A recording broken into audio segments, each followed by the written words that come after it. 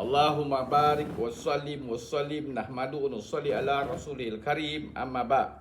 Sayyidina Mu'az bin Jabal radhiyallahu berkata, perbicaraanku yang terakhir dengan Rasulullah SAW semasa berpisah pada baginda SAW ialah aku berkata kepada baginda SAW, beritahulah kepadaku apakah amalan yang paling dikasihi oleh Allah SWT. Dari riwayat lain, Sayyidina Mu'az radhiyallahu berkata, wahai Rasulullah, beritahulah kepadaku apakah amalan yang paling afdal dan yang paling banyak dapat menghampirkan seseorang kepada Allah SWT.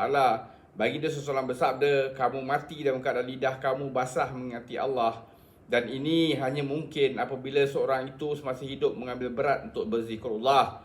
Amaul yaum walillah bazar majmu zawaid.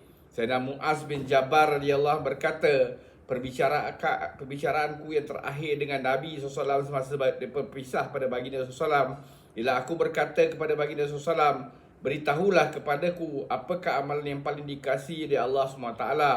Dalam riwayat lain, Sayyidina Mu'az radhiyallahu berkata, wahai Rasulullah, beritahulah kepadaku apakah amalan yang paling afdal dan paling banyak dapat menghampirkan seorang kepada Allah SWT. Baginda SAW bersabda, kamu mati dalam keadaan lidah kamu basah mengingati Allah SWT. Dan ini hanya mungkin berlaku apabila seorang itu semasa hidup mengambil berat untuk berzikrullah. Amaul yaum walillah bazar majmu zawaid.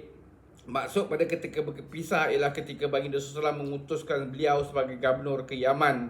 Perbualan ini berlaku pada masa itu.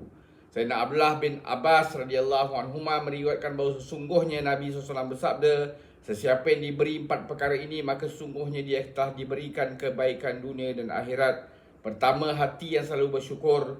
Kedua, lidah yang sentiasa mengingati Allah SWT. Ketiga, badan yang bersabar di atas musibah. Keempat, isteri yang tidak mengkhianati maruahnya dan harta benda suami. Tabarani Majmu Zawaid.